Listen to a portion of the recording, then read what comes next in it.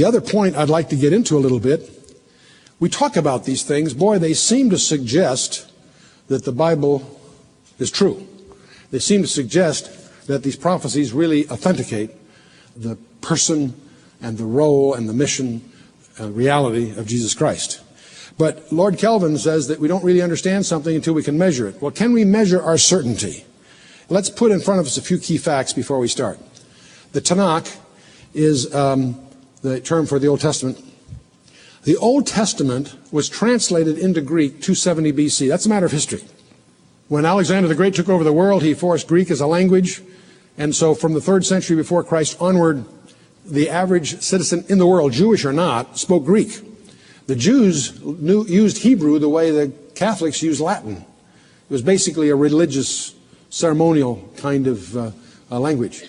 They really wanted to read their scriptures in a language they were comfortable with, so they empaneled 72 scholars in Alexandria, Egypt, which was a major cultural center in the world in those days. And their best rabbis, best translators, translated their scriptures from the Hebrew into Greek. And the result of that labor, started about 285 BC, finished about 270 BC, is called the Septuagint, fancy word for 70. Septuagint translation. We have 4 different editions of that available to us. It is the oldest in-hand manuscript of the Old Testament, and it's in the precise Greek of that period. But the whole thing occurs 3 centuries, I should say the 3rd century, prior to Christ being born. So let's set aside debates on who wrote what book and all that business. The Old Testament was in black and white, so to speak, in the 3rd century before Christ. Let's keep that in front of us as we go forward. Let's also recognize that in that Old Testament, we have over 300 details of the coming Messiah that were fulfilled in Christ's first coming. And we're going to examine carefully, somewhat carefully, only 8 of these 300. Bear with me here as we pick a few. The first one we'll choose, just to jump in, is Micah chapter 5, verse 2. You may recall when the Magi, this military escort that accompanied the kingmakers of the Parthian Empire, go to Jerusalem. They want to know, where is he that is born king of the Jews? That's a put down for Herod. Herod was not Jewish. He was appointed by Rome. They want to know, where is he that's born king of the Jews? Well, he's a little panicked because this is a military expedition from the rival empire to the Roman Empire to the east, called the Parthian Empire. He consults his scribes, and they dig out from Micah 5:2 the prophecy of Micah. But thou, Bethlehem Ephrathah, though thou be little among the thousands of Judah, yet out of thee shall he come forth unto me that is to be ruler in Israel, whose goings forth have been from old, from everlasting.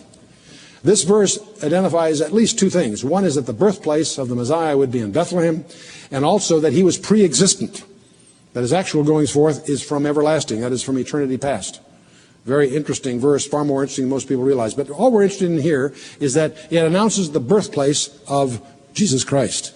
Now the question is, what is the chance that somebody, taken at random throughout the history of the world, was born in Bethlehem? We know that the Messiah had to be born in Bethlehem. What's the probability that if I just grab a candidate blindfolded out of the history of the world, that he is born in Bethlehem? Well, the town of Bethlehem has a population of about 7,000, probably hasn't changed for most of its history.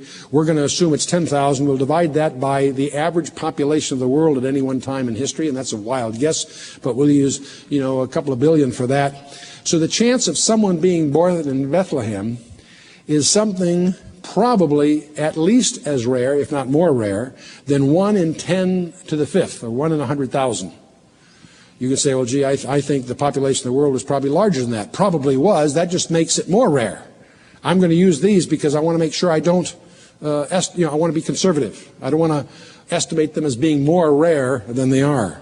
But the probability of running into somebody that was born in Bethlehem, if you pick 100,000 people at random on the face of the earth at any one time, you have some chance of meeting a guy from Bethlehem. You probably have to get a larger sample than that, but that'll suit our purposes. Let's take another one. Another prophecy is Zechariah 9:9. We'll talk a little bit more about that shortly. But basically it describes the way that the Messiah is going to present himself as a king to Jerusalem. Zechariah 9, verse 9 says, Rejoice greatly, O daughter of Zion. Shout, O daughter of Jerusalem. Behold, thy king cometh unto thee.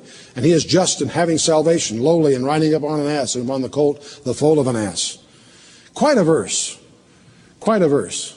And I think all of us recognize that we celebrate on Palm Sunday, what we call Palm Sunday, or the triumphal entry, when Jesus Christ does this very unique thing, presenting himself as a king, allowing himself to be presented as a king to Jerusalem.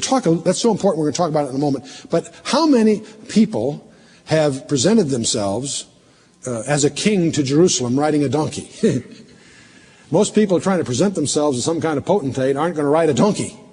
A white horse maybe, or whatever, but the idea of riding a donkey, I have no idea. But that's probably not hard to do, so I want to assign a probability to this, and I'm going to say that there's something less than 1 in 100, and I'm probably being absurdly generous. I don't know of any other person who presented himself as a king to Jerusalem, but let's assume just a bunch I don't know about. I don't think there is as many as 100. But so if I say the probability of somebody presenting himself riding a donkey, I think if I say 1 in 100, I'm being pretty generous. Are you with me so far? Okay. Let's take another one. This one's a little hairier. It says, Zechariah 11:12 says, I said unto them, if ye think good, give me my price, and if not, forbear. So they weighed for my price. How much? 30 pieces of silver. And this, of course, would appear to us as to be a prophecy of the betrayal amount of Jesus Christ. But let's ask ourselves the question, how many people in history have been betrayed precisely for 30 pieces of silver? Well, I don't know how many people in history have been betrayed, and I certainly don't know all the prices, but I want to come up with a number. I'm going to suggest that less than 1 person in 1,000 has been betrayed for 30 pieces of silver. I don't know that there's 1 person in 1,000 that's been betrayed in the first place, and of those that were, how many were 30 pieces of silver? So I think I'm being absurdly generous. Do you see what I mean by generous? The probability is certainly much rarer than that. Bear with me. The next verse adds some other interesting things. Zechariah 11:13. The Lord said unto me, cast it unto the potter, a goodly price that I was prized out of them. And I took the 30 pieces of silver and cast them to the potter in the house of the Lord. This also seems to be a prophecy that points to or alludes to or hints at the betrayal of by Judas of Jesus Christ. But it mentions a couple of interesting things. Now, just to refresh your memory, you may recall that Judas betrayed Jesus Christ, regretted it, came back, and tried to undo his bargain. He said, I betrayed innocent blood. I love that phrase because here's Judas, the minion, if you will, of Satan, admitting publicly that Jesus was innocent. I think that's provocative. But the point is, the scribes there and the temple authorities say, that's your problem. You see to it. That's your problem, not ours. Well, Judas, in frustration then, of course, takes the 30 pieces of silver and throws it on the temple floor and goes out and hangs himself. The priests look at this money on the floor, and they're smart enough to know that it's against the law for them to put that in the temple treasury. The Torah prohibited putting blood money into the treasury. But these guys had good CPAs. They said, we can't put it in the treasury because that's against the law, but there's a loophole. We can use that money to prepay our expenses, like paying next month's mortgage or something. The temple was responsible to bury strangers that died in the region. And so that was a burden that they had before the law. And these guys apparently knew there was a cheap piece of ground being sold by a potter's field. They couldn't put the money in the treasury, but they could go buy that potter's field to bury strangers in. And you all know that it's all recorded in the Gospels. But having seen all that, you come back to Zechariah chapter 11, verse 13. The Lord said unto me, cast it unto the potter. Now, it's interesting. I took the 30 pieces of silver and I cast them to the potter in the house of the Lord. We have here the amount. We have the guy that ends up with the money. And the transaction takes place in the temple. That's pretty interesting. Now, the question is, what's the probability that somebody at random, we have the price, 30 pieces of silver, the location of the transaction, which is in the temple, the house of the Lord, and who ends up with the money? The potter. What's the probability of this happening by random chance? Probably 1 in a million, but I want to be cautious here. I'm going to say the probability is something equal to or less than 1 in 100,000, just to be safe. You with me? So on, so far. Okay, there's another one, and this is one of my favorites. Zechariah 13:6 says, one shall say unto him, where are these wounds in thine hands? And then he shall answer, those with which I was wounded in the house of my friends. It's interesting, when I was a teenager, I was collecting verses on prophecy as a little hobby, And I came across Zechariah 13:6, and I thought, ooh, wow, wounds in his hands, that looks like a prophecy in the Old Testament of the crucifixion. So I took my little typewriter and I typed up my little card. If you've been in the Navigators or one of those things where you memorize scripture, well, I used to do that. I used to type up a little card. What are these? I typed the verse on one side and the reference on the other, and then I drilled myself to try to learn these things. Put this in my little collection for that week. And as I looked at this, the more I tried to memorize it, the less sense it made. At first I thought, gee, that's pretty interesting. The wounds wounded in his hands, great. Then I read it more carefully as I tried to memorize it. And one shall say unto him, what are these wounds in thine hands? Then he shall answer, those with which I was wounded in the house of my friends. Well, the first stumbling block was I could not visualize a group of Roman soldiers driving these giant spikes through his wrists into these 20 by 20 timbers or whatever they were, as being in the house of his friends. That just didn't quite fit. And I was a little puzzled. But then I was reading in the Gospels how that first night after his resurrection, he shows up in the upper room. But Thomas wasn't there. And that week as they met, Thomas says, boy, you should have been at the prayer meeting last night. Guess who showed up? And he says, yeah, I hear you, but unless I put my finger in his nail prints and my hand in his side, I won't believe. The next time they are all together and Thomas is with them, and once again, Jesus appears in the middle of them. And he turns to Thomas and says, Thomas, here you are. And of course, Thomas drops to his knees as my Lord and my God. And Jesus says to him, Thomas, you have seen and believed. Blessed are they that have not seen and believed. Now when I come back to Zechariah 13:6, I come back with a whole different sense of awe. One shall say to them, what are these wounds in thine hands? And he'll say, those with which I was wounded in the house of my friends. It wasn't the Roman spikes that he's talking about. It was Thomas's unbelief that wounded him. Boy. Well, let's move on. What is the probability? How many people, taken at random throughout the history of the universe, have been wounded in their hands in the house of their friends? Let's just take that phrase. I don't know. I'm going to use 1 in 1,000, and I think I'm very safe. Let's take a couple more and then we'll wrap it up. Isaiah 53:7. You can't take these without at least reaching a few into the Holy of Holies of the Old Testament, Isaiah 53, where it says, he was oppressed and he was afflicted, yet he opened not his mouth. He is brought as a lamb to the slaughter, and as a sheep before her shearers is dumb, so he opened not his mouth. It amazes us as we read the gospel account how Jesus made no defense of himself. Do you know why he made no defense of himself?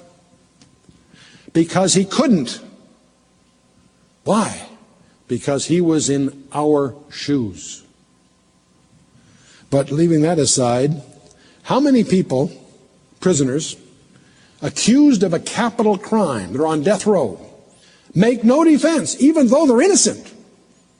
How many people on death row, even though they're innocent, make no defense of themselves? There are probably a few, but not many.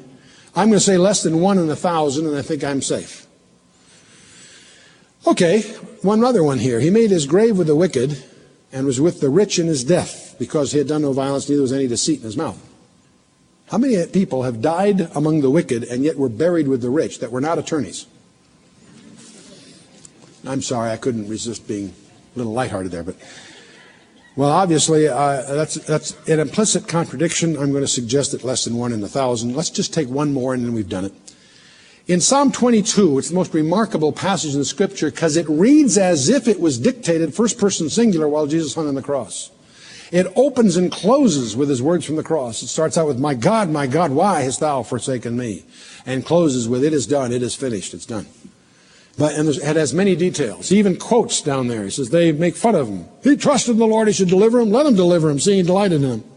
It talks, he watches them divide his belongings and cast lots for his prized coat. He gives the whole psalm reads as if it was dictated by Jesus Christ as he hung on the cross, even though it was written 7 centuries before. For dogs have compassed me, the assembly of the wicked have enclosed me, they pierced my hands and my feet, verse 16. Now, even though this psalm was written 700 years before crucifixion was invented, it was invented by the Persians and adopted, of course, and used widely by the Romans. But the question just before us, let's just focus on one thing. How many, taken at random, have died having their hands and feet pierced? The other point I'd like, who knows? I'm going to use 1 in 1,000. I think I'm safe. There have been a lot of people crucified, especially in earlier history, but we have no idea of the numbers. But I think certainly less than 1 in 1,000 have been dealt with that way. So I've taken 8 prophecies here. Born in Bethlehem, presenting himself as king on a donkey, betrayed for 30 pieces of silver. The whole transaction in the temple, going to the potter and all of that business. We have the wounds in his hands. We have no defense though innocent. He died with the wicked, the rich in his death, and he was crucified. Okay, so we have 8 prophecies. Now our problem is, okay, great. We have the probabilities, or at least an estimate of them, of what is the chance of any one of these being fulfilled by some person taken at random through history. That's the easy part. Here's the tougher part. What's the chance of one person fulfilling all 8? And this leads us into a whole other area. This leads us into composite or conditional probabilities. Now let's just take an example here. Let's imagine that this audience is actually equally divided, male and female. Let's assume for our purpose of discussion there's the same number of men and women in this audience. If I'm blindfolded and reach out there and just grab one of you at random, what's the chance the person I grab is a male? Well, 50%. If it's equally divided, half and half, the chance of grabbing one randomly is 50%, as we would say, or more properly, probability of 0.5. Okay, let's assume, again, that this population is equally divided in terms of right and left-handedness. Obviously it's not, but let's assume it was, and let's also assume for the purpose of discussion that that characteristic is uniformly or randomly distributed among us. What is the chance of my going out there and picking somebody blindfolded that is right-handed? Well, again, if it's 50-50, my probability of getting such a person is 1 in 2, or 50%, or more precisely, a probability of 0.5. Okay, now here's the point. What's the chance, being blindfolded, if I reach out there, of getting a right-handed male? How do I do that? How do I figure that out? Well, it turns out that's 1 in 4. I take the probability of 0.5, multiply it by 0.5, that gives me 0.25, or in other words, 25%. If there's a 50-50 chance of you being a male, and there's a 50-50 chance of being right-handed, if these things are uniformly distributed, the chance of getting a right-handed male would be 1 chance in 4. Because the other chances would be represented by a left-handed male or a right or left-handed woman. You with me? Does that make sense? You with me? The point I'm trying to get you comfortable with is the way you combine these probabilities is simply to multiply them. 0.5 times 0.5 is 0.25. Okay, I've got 8 prophecies. We went through all of these. I won't go list them again, but there they are. The question is, what's the probability of one person fulfilling all 8 of these? A quick approximation of these is simply to multiply the numbers in that column. And when I've conveniently estimated these in powers of 10, and so all you have to do is count the zeros, and it turns out that adds up to 28 zeros. 10 to the 28th power is a shorthand way of representing that. Well, okay, but I'm not through. I have to divide that by all the people that ever lived. Well, if I assume for purposes of our discussion that the total population since Christ was born is 100 billion, that's probably generous, but let's say 10 to the 11th, then what I need to do is divide the 10 to the 28th by 10 to the 11th, and the way you divide is simply to subtract exponents. So 10 to the 28th divided by 10 to the 11th turns out to be 10 to the 17th. The probability that one person at random fulfilled those 8 prophecies given those particular assumptions is 1 chance in 10 to the 17th. You say, gee, Chuck, that sounds like a very big number. Yes, it is. And I think it's going to be useful for us to get a feeling for how big is that number. Now let's assume that I want to get it across to you chances of something like, what's a chance of 1 in 100? We use that phrase a lot, chance of 1 in 100. How would I demonstrate that to you? Well, one way I could do that is to get a jar that has 100 marbles in it. And 100 of those marbles are white, and there's 1 that's black. If I shuffle that up, so it can be anywhere, and I reach down there and grab one, the chance that I grab the black one is 1 in 100. You uncomfortable? That's a way of communicating that feeling. You with me? Well, I want to find a way to communicate to you how rare is 1 chance in 10 to the 17th. Well, one way to do that is use silver dollars. I'm going to get 10 to the 17th silver dollars. That's a bunch. They're all alike except one. I'm going to mark one with some special mark on it. And then I'm going to mix them up and have a blindfolded person pick one. Well, to do that, I need to take the state of Texas, and my 10 to the 17th dollars will fill the state of Texas 2 feet deep. And what I have to do is have one of those is uniquely marked. And we have to somehow in our imagination, of course, imagine these all mixed up so the marked one could be anywhere, equally likely. And then I pick one of you to blindfold, and you wander through the state of Texas in such a manner that you have an equal chance of being anywhere. And when you're there, you reach down blindfolded and you pick a silver dollar. Your chance of picking the one I marked is 1 part in 10 to the 17th. And that's the probability, given the assumptions we started with, that one person could fulfill all 8 of those prophecies. Does that seem a little unlikely? I mean, that's one person. You have a hard time attributing that to accident or chance. But I want to do something else. Instead of just 8, I've got 300 of these things to pick from. What happens if I take another 8? In the interest of time, I'm not going to go through another 8 prophecies. I'm going to assume, if I go down a list of prophecies, I took the 8 simplest, frankly, because they're easy to communicate. If I took the next 8, I would probably start picking up prophecies that get very technical, even more precise, therefore even more rare. But to make our life simple, I'm going to assume that the next 8 are no more rare than the first 8.